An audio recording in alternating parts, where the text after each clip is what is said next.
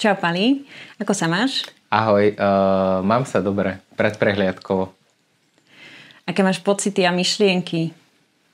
Je to také zhmotnené, že niekedy mám pocit, že mám toho ešte pred sebou strašne veľa, niekedy mám pocit, že už toho mám dosť za sebou a že by som si mohol trošku vydýchnuť, ale je to skôr taký ten pocit neustáleho kolobehu, kedy sa proste snažím ešte dotiahnuť ten výsledok o čo najlepší, lebo mám pocit, že som niekde v polovici.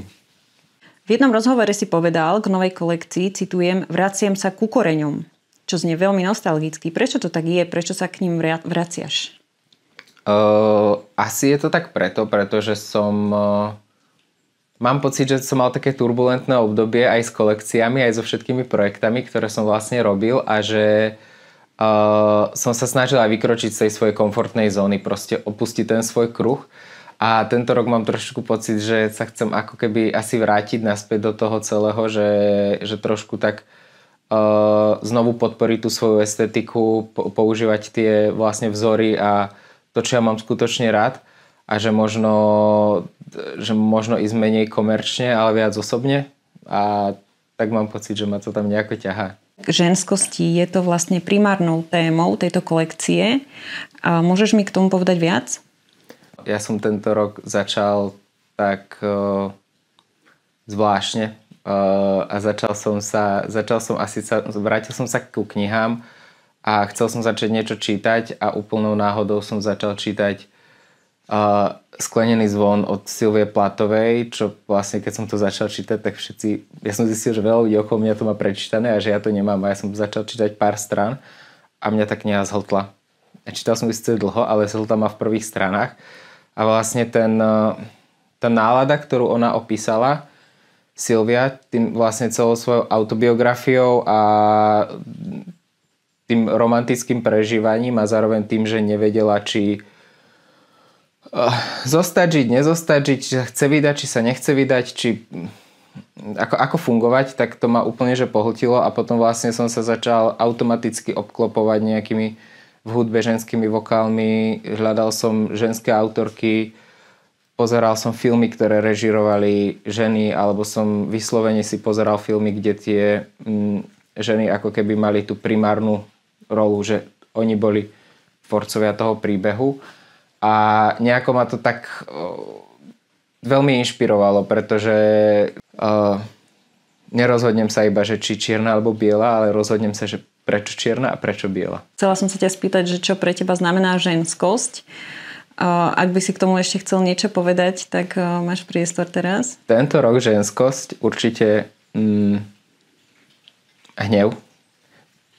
A to je možno tiež tým, že my chceme, aby tie dievčatá boli nežné, proste, aby boli krehké, aby proste to boli stále, že dievčatá, aby sa pekne obliekli a aby proste, že robili pekné veci, ale zrazu je tam ten hnev, ktorý je ženský a proste nejaká taká možno hystéria, ktorá takisto hovorí o tom, že proste, že áno, toto je tá moja nátura, aj toto patrí ku mne, aj keď to možno spoločensky nie je úplne, že priateľné v niektorých kultúrach, tak ale príde mi to veľmi proste, aj to mi príde veľmi oslobodzujúce, že len byť proste tým, kým som, aj keď to ide naproti proste nejakým konvenčným mantinelom spoločnosti.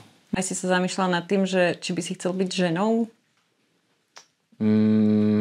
Záleží v ktorej spoločnosti a v ktorej kultúre, ale podľa mňa v niečom je to určite ťažšie.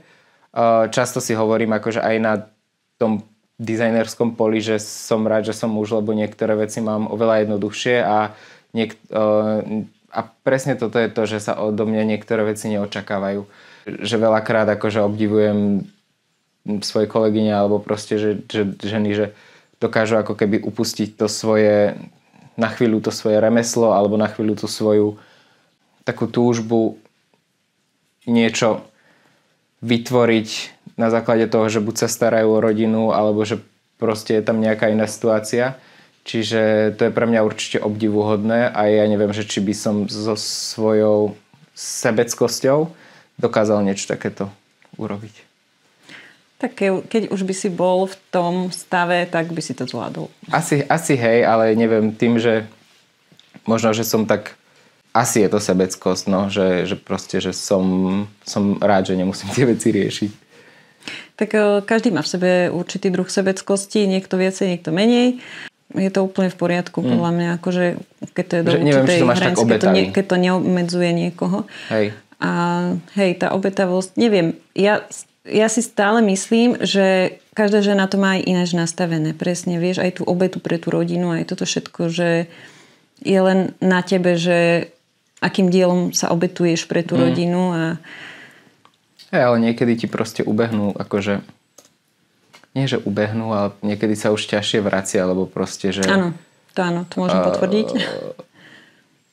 Ovplyvňujú, že ja si neviem predstaviť, že ja by som mal teraz... Že už len ja, že teraz ako robím kolekciu a ja viem, že ja večer zaspávam s tým, že ráno sa strihajú topy. Proste, že aby boli nastrihané a že ja sa ráno zobudím a že už mne len keď sa ráno Brutus grcia, tak ja panikárim. A to neviem si predstaviť, že 2-3 deti, ktoré proste, že tak teraz ostávame doma a ja normálne, že v hlave nenastrihané košele. Áno. A hysteria úplne, že ja by som bol úplne hrozná žena. Asi jej, no. Ja by som bol taká tá hysterická. Dobre, no tak si trošku predstavil, aké by to bolo, keby si mal 2-3 deti. No. O to viacej môže byť teraz vďačný. Môžeš si uvedomiť, že aké je to fajn, že sa vlastne sústredíš na tú svoju prácu a ja si myslím, že to proste vidieť na tej tvojej práci. Že naozaj ty veškerý čas, aj myšlienku, aj kreativitu, aj všetko proste dávaš do tej svojej značky. A je to skvelé a ty to vidíš ako, že baví ťa to stále? Alebo máš také myšlienky, že by si s tým sekol, že už proste máš toho plné zuby? Aj. Akože na jednu stranu si... Lebo ono je to také, že proste, že ja to hlavne 2 týždne pred kolekciou to vidím a týždeň už úplne, že ja som sa napríklad že naučil nesúťažiť s nikým naokolo a vtedy sa vo mne ako keby rozvinula taká tá iná súťaživosť, že proste každý rok chcem topnúť sám seba. Že proste ísť, že ešte ten jeden krok dopredu. Či je to esteticky, či je to tou samotnou show, či je to kolekciou, či je to proste nejakou novou myšlienkou alebo proste nejakým novým šitím, niečím. A to je, že hovorím si každý rok, že akože, že dokedy ma to bude baviť, akože ísť cez tú svoju proste, že hranicu a prinášať ľuďom niečo nové a hlavne, aby som bol s tým ja spokojný. V celom tom proste procese je tá spokojnosť toho dizajnera, že keď ten dizajner nie je spokojný, tak ono je to vidieť. Akože mne sa zatiaľ darí byť spokojný sám so sebou, s tým, čo tvorím. A je to, že mňa keď... Napríklad tento rok, ja si neviem predstaviť, že aby som nemal kolekciu, pretože mňa tá Silvia Platová a tá hudba, čo som počul, mňa to úplne pohltilo a ja to proste chcem spracovať a ja to chcem tam dať a ja tam mám tie myšlienky. Čiže ja si neviem predstaviť, že by som tento rok napríklad, že tú tému nejakým spôsobom nespracoval, že môžem ju spracovať samozrejme inak textilne alebo inak umelecky, ale že je to stále také, že sú tam tie veci, ktoré ma v tom extrémne bavia a to je tá inšpirácia a to je možno, že to, čo nechcem iba ja sám pre seba sa inšpirovať a dusiť to, že to chcem proste tým, že som naučený pracovať rukami, že to chcem spracovať. A na druhú stranu je tam presne to, že si hovoríš, že iní ľudia, ktorí majú 9 to 5 job, takže proste, že odídu od tej 5. z tej roboty a môžu si v kľude proste robiť svoje veci a nemyslieť na to a ja odídem o 5. z roboty a proste ťahám si inšpirácie a to, či ako tú vec urobiť lepšie, si ťahám so sebou do fitka, ťahám si to so sebou večer k večeri a že je to ako keby stále taký ten pretlak informácií, ale zároveň tak aj to je kreatívny proces, že proste možno, že switchnúť sa na niečo iné, že čo ti bude stále dávať tú satisfakciu, ale nemusí to byť ako keby tvorba toho odevu. Mm-hmm.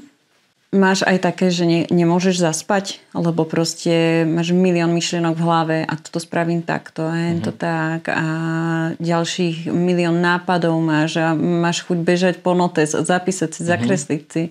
Mávaš, hej? Takéto... To mávam, ja spávam s telefónom veľmi blízko a to je ten moment, kedy ideš zaspať a zrazu máš v spálni tmu a nemáš vizuálny šum pred sebou, nemáš pred sebou, nerobíš nič s rukami, že je ticho a tebe idú v hlave tie myšlienky, že čo by som mohol urobiť lepšie, alebo zrazu ti tam napadne, že aha, toto som dneska neurobil, tomuto som neodpísal. Že ten mikromanagement celého toho, aj toho kreatívneho procesu, aj toho proste biznisového procesu ti nabieha večer a snažíš sa to ešte nejako dobiehať a no je to také, že nemôžeš zaspať a aj keď ako keby sa snažíš niektorú myšlienku, že dlho pretlačiť a nezabudnúť na ňu, tak ťa úplne dokáže hantovať v noci v snoch. Aký bol proces pri tvorbe tejto kolekcie? Išlo to hladko, prirodzene? Podľa mňa asi áno, keďže si hovoril o tom, že si mal v sebe silnú inšpiráciu. Môžeš mi trošku približiť ten proces, ako to v tebe nastalo? Tento rok som mal celkom dlho možnosť premýšľať, akože nad tým, že teda, no dobre, začal som neskoro robiť kolekciu a tým pádom som mal akože dlhší ten proces premýšľania a zároveň som si chcel ako keby tak, že ešte navnímať dosť veľa tých vecí, že ešte stále som hľadal inšpirácie, ešte stále som sa snažil dočítať jednu knihu, povedal som si, že dočítam knihu, nebudem pozerať film, ale zrazu prišiel časový zhon a musel som si pozrieť film, aby som vedel, ako to dopadne a nestihol som prečítať knihu, ale že ono je to u mňa tak, že ja keď si poviem, že chcem robiť gotiku a chcem, aby tam boli tie ženy, tak ja si to hľadám. Ja si hľadám, že kto o tom písal, kto o tom spieva, kto o tom robí nejaké texty, kto maľuje. A ja sa stále akože nechávam inšpirovať tými vecami, stále chcem, aby tie veci ku mne prichádzali a ono potom vznikne z toho taký guláš nejaký, z ktorého ja už tie veci, že proste vyťahnem a nechávam sa nimi inšpirovať. Čiže pre mňa ako keby veľmi dôležité mať tie vonkajšie vnemy v tom celom a že aj keď som začínal kresliť kolekciu, tak to bolo to vlastne veľmi jednoduché, lebo tým, že som chcel aj vyťahnuť nejaké veci zo svojej staršej tvorby a iba ich niekam posunúť, tak už som vedel, že vlastne niektoré veci fungujú, ja tam zmením nejaký detail, mne to dá niečo nové a neviem, prišlo mi to, že veľmi prirodzené. Niektoré veci sú samozrejme mne nové, napríklad taká tá vyslovene, že ženské modely, ktoré nevychádzajú zo žiadneho pánskeho tailoringu, ale zrazu sú to proste, že vyslovene, že ženské veci volaníkové, ale zároveň mal som to tak nejako navnímané, že proste aj si možno niekedy predstavím, že obliekla by si toto tá Silvia proste v tom sklenenom zvone. Mohla by takto kráčať proste cez ten sneh, alebo vystúpila by v tomto Ethel Kane na javisku. A že to je pre mňa také, že aj tak si snažím sa zhmotňovať proste, že tú kolekciu, že či mi dáva nejaký ako keby vizuálny zmysel. Tvoj proces práce pri kolekcii je v prvom rade tá inšpirácia a potom pokračuješ ako? Potom sa snažím akože pozerať si materiály, že čo by ma zaujalo, že aj ten materiál je pre mňa veľmi dôležitý, lebo jedna vec je dizajnovať strihy a jedna vec je dizajnovať tvary. A niekedy proste ten materiál zrazu chytíš niečo do ruky a povieš si, že ono sa to správa úplne inak, ten volán bude vyzerať, že je väčší, tak poďme proste do niečoho väčšieho. A čiže snažím sa ako keby dávať si dokopy nejakú takú tú svoju zložku tých inšpirácií, materiálov, možno, že aj nejakých detailov, pozerám sa, ako je niečo ušité. Samozrejme niektoré veci mi stoja v hlave veľmi dlho, že ako napríklad teraz tie šunkové rukavy, ktoré mám, to je taká kostýmová vec, ktorá úplne, že nevidíš to často na ulici. Zároveň to tam, keď to tam vidíš, tak je to v nejakej veľmi zredukovanej verzii, že nie je to proste ten Biedermeier veľký, ako ich mám teraz ja. Ale aj tým, že som proste bol v tom divadle, tak ja neviem, že som určite tým ovplyvnený tými kostýmami a chcem to nejako preniesť do toho. Tak je to tá inšpirácia, sú tie materiály. Potom to nejako začnem kresliť. To kreslenie mi väčšinou zaberie, že 2 noci. Že už potom to ide veľmi samo. Že snažím sa to veľmi rýchlo naskicovať, aby som to dlho... Lebo často sa stáva aj taká vec, že máš pretlak tých informácií a proste jedna kolekcia znesie iba niečo, že nemôže to byť, že o že treba si tie veci proste držať aj v hlave, že netreba tú jednu sezónu proste vybuchať všetkým, čo máme proste v tom svojom šuplíčku. Ale že... No a potom začnem dizajnovať tie strihy. Ono väčšinou tie prvé modely sú také konštrukčne odvážnejšie a tak, ale potom vlastne ja keď si nadizajnujem ako keby z každého ten jeden sample, jednu vzorku, tak sa snažím si niekedy sám na sebe, niekedy na niekom druhom robiť ten styling a zistujem, že táto košela vyzerá lepšie, keď je vyzlečená a je oviazaná okolo pása a že to vlastne robí možno, že nejaký nový tvar.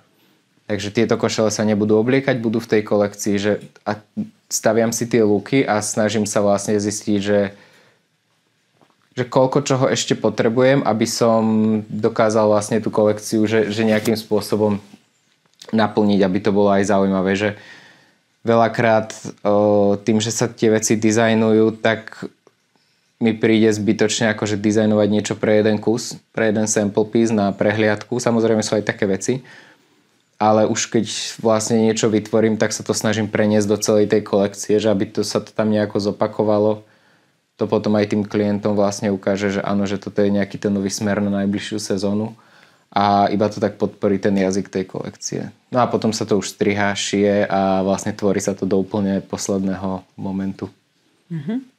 Mňa vždycky zaujímalo, že muži dizajnéri, lebo ja, keď som robila nejakú novú kolekciu, tak ja si každý kúsok skúšam na sebe a aby som videla, ako to vyzerá, presne ten styling k tomu doladiť a podobne. A vždycky ma zaujímalo, ako to máte vy, muži, dizajnéri, že na kom skúšate, či skúšate na sebe, lebo tak na tej pamäti to proste tak nevynikne, hej. Potrebuješ to dať na telo. Takže skúšaš na sebe. No, tak dĺžku sukni určite na sebe, lebo ja mám proste 178 cm, to je priemerná výška modelky. Keď si predstavím, že mám mať 8 cm podpätky alebo tak keď sa to ťahá po zemi, tak je to akurát. Čiže veľakrát na seba a tým, že robím tie veci unisex, tak to už viem tak nejako zhodnotiť, že keď je mne to potiaľ a vyzerá to takto, tak na tých ženách to bude vyzerať tak a tak. Niekedy sa mi stane, že proste, že sú to na tie modelky veľké, pretože to sú 34. A ja som 54 pánska, čiže niekedy je to úplne, že off, ale tiež je... Ale zase, zároveň, tam je potom ten väčšinou pekný moment prekvapenia, že OK, že toto je veľmi zaujímavé, ale zároveň proste mám tu stážistky, mám tu ľudí okolo seba, ktorí si to vedia vyskúšať a niekedy je to fakt, že robíme fittingy počas celej kolekcie. Počas tvorby celej kolekcie. Vieš, ja som si ťa hneď predstavila v nejakých šatách. Ja ti môžem aj ukázať fotku, že ja mám akože ja si tu... Aj šaty si skúšaš, hej? No jasné. Hej? No jasné. Ja tým, jak som chudý, tak som tu včera behal v tej mini sukni bielej. Ja to dám proste, potom je zips. Ale ja potrebujem vedieť, ako to vyzerá, lebo potom akože, vieš, že ja tým, že ja viem pochopiť energiu chalanov a viem, že z chalana zo mňa chcem, aby viem na tých modelov presne povedať, že ako sa máte správať v tých veciach. Lenže keď dáš na modelku kvetované šaty, tie dievčatá sú väčšinou oni nemajú ten charakter proste. Presne. Oni sú názročné. A ty im musíš povedať, že ideš. Proste si zúrivá, si pekná, ale proste serie ťa niečo. Tak proste, že chyť si tie šaty a zdvihni si ich, keď sú ti dlhé a oni ich presne chytia, že takto. Nie, chyť to. Proste, že a ty nejako musíš ako keby navnímať. Tak ako proste baby si skúšajú tie pánske veci. Dobre, poďme ďalej. Mal si nejakú pomoc pri šití? Áno, pomáhala mi mamina. Tu spomeniem vždy ako prvú, pretože tá vždy pomáha. To je najlepšia krajčírka na svete. A potom samozrejme pomáhajú mi stážistky a externé krajčírky. No. Vedia urobiť veci tak, ako si predstavuješ? Vedia, ale musím veľmi dobre ja delegovať tú svoju myšlienku a aktívne jednak aj kontrolovať bez toho, aby som mal pocit kontroly. A No vedia, akože keď je to správne urobené a keď je to správne ako keby ten brainstorming odo mňa, keď je dobre urobený a ukážem im, ako sa to robí, tak to vedia, ale samozrejme je to proste o tej kontrole, že tá vízia je stále moja a občas akože keď máš niečo pod ihlou, ideš pár stehov a ty zrazu zistíš, že teraz som povedal, že to má byť rovno, ale že nie, otočím to na ihle a ide to proste do opačného smeru. Áno. Len kvôli tomu akože dizajnu, že aby to sedelo. Áno. Lebo vlastne počas celého toho procesu tá kreativita sa posúva. A ja mám akože kreativitu na ihle, že konštantne, však aj teraz som tu niečo robil s Luciou a ona sa ma niečo spýtala a ja som úplne, že automaticky, to bolo pre mňa v hlave automaticky, lebo ja som robil 2 kusy predtým a ona urobila tak, ako je zvyknutá, tak ako som ja povedal a ja som jej potom povedal, že preši to, že ja som to proste v polovici toho procesu zmenil. Ale ja som si to nebol istý. Mňa ešte zaujíma otázka materiálov, že odkiaľ máš materiály, máš ich rôznorodé a zaujíma ma, že kde k ním chodíš, ako si ich vyberáš? Väčšinu času, tým, že som dosť online človek, tak si vyberám online. Nechávam si posielať vzorky a potom už z toho niečo vyberiem, pretože mi to príde jednak... Nestrácam úplne tým čas. Je tam veľký výber a je tam... tá komunikácia je rýchla, sú tam veľké množstva, čo potrebujem a väčšinou sa to ani nevypredá.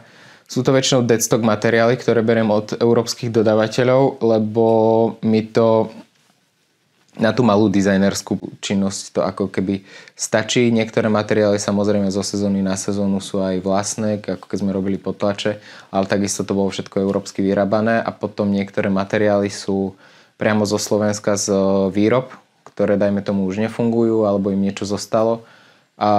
Čiže ako keby, nechcem to úplne nazvať, že je to úplne udržateľné alebo že je to nejaké ekologické, to samozrejme asi že nie, ale do tej miery, že každý ten model, ktorý sa robí, prechádza mojimi rukami, že je nastrihaný s nejakým minimálnym odpadom a nevzniká nám tu ani, že by nám teraz zostalo, ja neviem, 50 metrov harlekína alebo niečoho, tak mi to príde, že asi je to ten najudržateľnejší spôsob, že akým sa dá ako dizajner fungovať.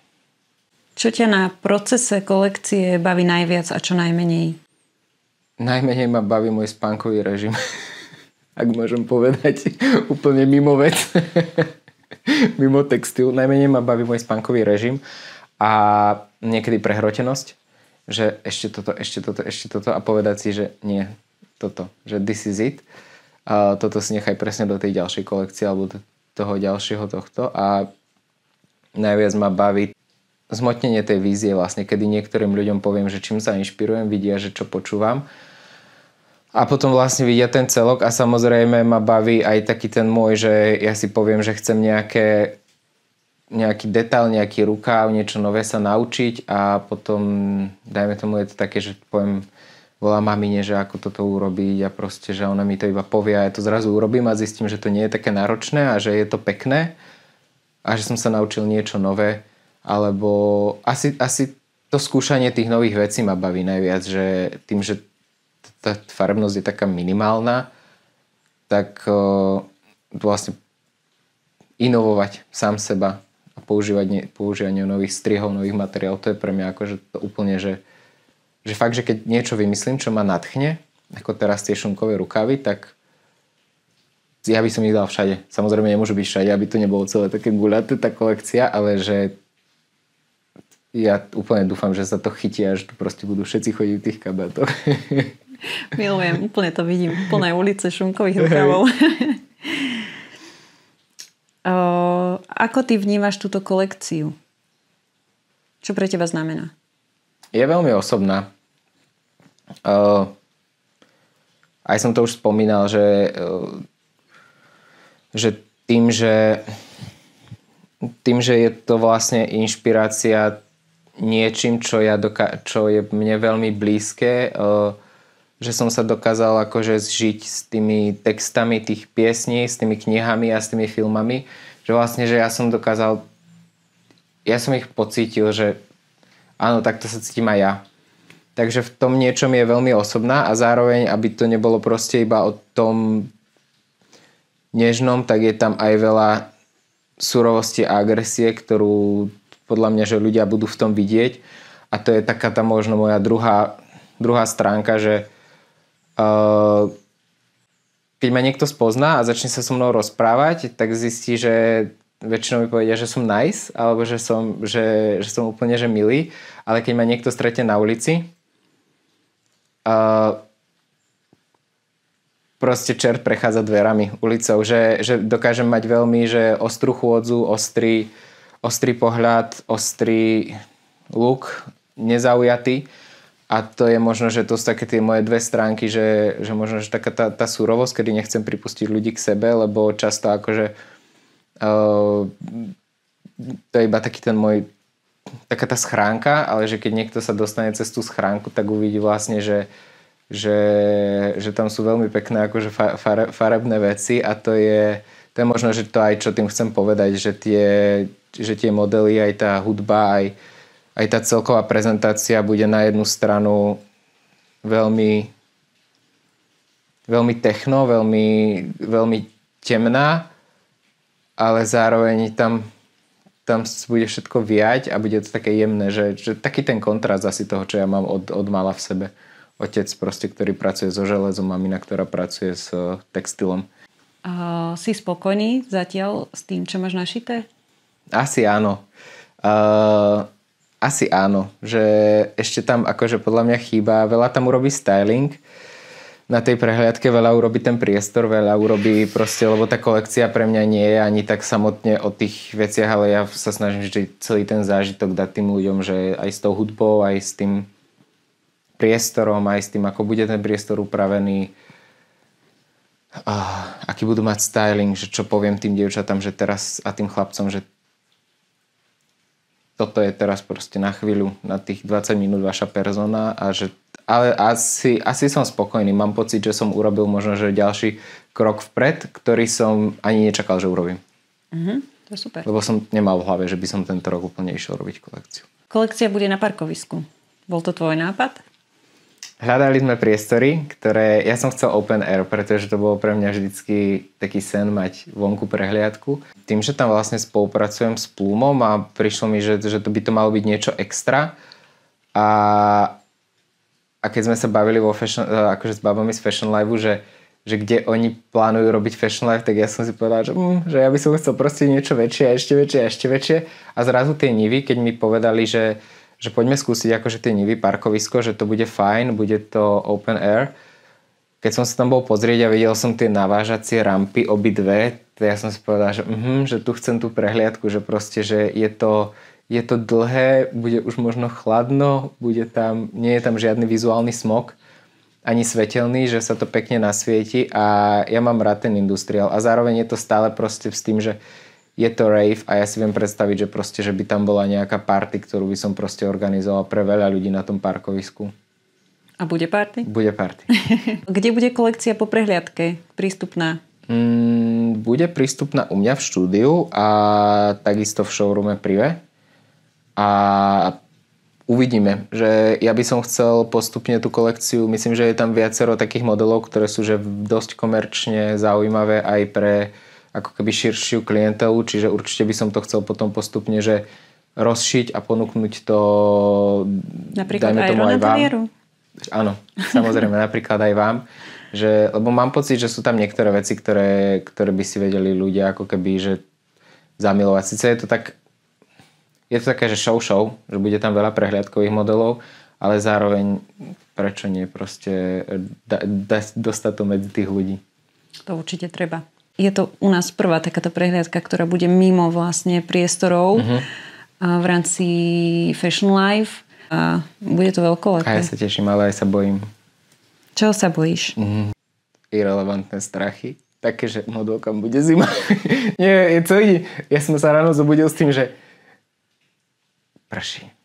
A A ja som rád, že prší. Takže budete pršať na tej prehliadke a nech zmoknú, že proste, že to bude však to... To bude vyzerať skvelé. To bude vyzerať skvelé proste do toho, ako to bude nasvietené, ako tam bude ten dym na zemi všade, to bude krásne. A zároveň si hovorím, že asi od 10. dneška, že napíš Zore, že treba fólie pre modelky, ktoré budú stať vonku, aby boli zabalené vo fólii, proste, že maj to hlavne. Hej, a úplne, že hospitality v mojej hlave, aby nikomu nebola zima, pretože ja som tých ľudí dotiahol do toho, že oni robia niečo pre mňa a zrazu... A toho sa bojím, že je to tá prvá prehliadka, proste, ktorá je tu aj z mojej strany taká. A dneska som si nejako tak scrolloval Instagram a je to vlastne, že 10. rok, čo som od prvej prehliadky na Fashion Live. Je to teraz 10. Počkaj, že 10... Prvú prehliadku som mal na Fashion Live 2015. Kedy som bol... Ja som bol ešte predtým na Signal Conteste s Peťou Kubíkovou. To bola taká Signal Fashion Contest, tie zubné pasty to robili. Aha. A ja som tam mal takú prehliadku 5 modelov hneď potom, čo som sa vrátil z Turecka. A dneska som si iba tak povedal, že koľko je to rokov? A ono je to, že 10. Áno. A my sme mali aj spoločnosť s Peťou Kovačovou. To bolo, neviem v ktorom roku. To bolo možno 2 roky na to, 17. Lebo 18 sme skončili školu. My sme mali, že keď sme boli 6, keď sme boli 5, sme mali tú spoločnú a potom sme... No. Potom si mal nejakú prestávku, že? Potom som bol v Prahu 3 roky a potom teraz je to vlastne, že táto kolekcia je v Bratislave, Fools bola v Bratislave a Northstar, čiže vlastne posledné 3 roky. Aké je to pre teba, že si sa vrátil znova do Bratislavy v rámci prehliadky? Je to také domácejšie prostredie, by som povedal, že je to, cítim tu takú, že aj keď robím proste ten guest list tých ľudí, tak ja chcem, aby to videli moji kamaráti, aby to videli moji známi, aby to videli ľudia, s ktorými sa bežne stretávam. Zároveň je tu trochu cítiť to, že tu nemáme tie médiá a že proste aj ako keby tá práca proste, aby sa to dostalo do tých českých médií, ktoré sa venujú vyslovene tej móde. Že my máme lifestyleové médiá, nemáme čisto módne, takže je tam možno, že tá nadpráca dostať to proste k ním a zaujať ich. Že tam tých výstupov bolo oveľa viac, čo sa týka v médiách a boli aj kvalitnejšie. Ale teraz tvorím tu, ľudia ma tu vidia, ľudia ma tu stretávajú, tak mi to príde také domáce, že vlastne ukážem tým mojim kamarátom, že vlastne čomu sa venujem, že aj keď som išiel do tej Prahy, že vlastne tá kolekcia sa robila tu, ja som tam prišiel a zrazu akože poznáš tam tých ľudí v tom backstage, poznáš tam všetky tie modelky, ale že ty vyjdeš po tej show plný emócií a je tam gratulujú ti ľudia, ktorých nepoznáš a zároveň proste máš potrebu takého nejakého, že svojej bezpečnosti a je tam veľa ľudí, ktorých proste, že nepoznáš a je to aj, neviem. Sú to také, akože asi aj. Dá sa to vyvážiť. A po prehliadke, keď ideš na defile, máš v sebe taký ten silný pocit? Áno. Minulý rok som plakal, že tam nejdem a to bola taká chvíľkový taký, že strach v očiach, že proste, že ja tam nejdem, neviem prečo. A tento rok, tým, že to bude party, rave, tak ja dúfam, že to bude zase, že sa ma nezmotní ten pocit, čo tam bol minulý rok, ale že to bude, že trošku, že budem odvážnejší, asi aj tá kolekcia, že si to žiada, aby som bol trošku odvážnejší. Ale tým, že hej, no, je to taký silný pocit proste, že ukázať, lebo vlastne dáš tým ľuďom niečo a ty odzadu nevidíš, čo sa deje úplne vždy na tom mole a nevidíš, ako na to tí ľudia reagujú. A nevieš, čo tam máš čakať, keď tam ideš. Tak zase nejdeš do Jamy Levovej. No hej. Aké sú tvoje priority v živote? Čistá hlava. Dobrí priatelia. Dobré vzťahy, pokiaľ sa dajú udržať. Dobré vzťahy s rodinou, to určite, s kamarátmi a hodnota, sebahodnota, asi tak. Čo na živote miluješ? Každodennosť. Že vieš mať úplne, že nudný deň, každodenný, ktorý je proste, že si povie, že toto bolo super, kedy sa vlastne nič neudeje a potom máš deň, kedy sa toho udeje strašne veľa, čo nečakáš a si z toho, že zároveň, že rovnako spokojný. Takú tú každodennú, že proste nevieš úplne, že čo príde. Kedy a kde si najšťastnejší? Keď som obklopený ľuďmi, s ktorými sa cítim bezpečne. To je asi... Nemusím byť ani, že obklopený možno, že tými mojimi ľuďmi, ale že to miesto, kde sa cítim proste, že bezpečne. Čo ťa v živote najviac ovplyvnilo? Asi tá moja cesta, ktorú si prechádzam a že sa snažím dokázať niečo človeku, ktorým som bol a snažím sa možno, že aj prekvapiť človeka, ktorým budem. Asi tá cesta ma ovplyvňuje. Čiže sám si vytváraš vlastne tieto podmienky, ktoré ťa ovplyvňujú. Wow, super. Čo najradšej nosíš? Rifle, tričko, nejaké pohodlné topánky, ideálne keď sú nejaké oversize. Aký je tvoj najobľúbenejší doplnok? Slúchadla. To je otázka, keď si ju položila, tak si hovorí, že slúchadla. Hudba musí byť stále, proste stále musím niečo počúvať. Chcel by si ešte niečo odkázať tým, ktorí sledujú Dendica? Asi, aby ma naďalej sledovali, nech mi nedajú len po tejto prehliadke. A nech sa, keď sa im bude niečo páčiť, alebo tak nech sa neboja ma osloviť a že aby sa nechávali inšpirovať vecami, ktoré sú naokolo. Tak, ako to robíme aj my a snažíme sa byť inšpiráciou. Ďakujem.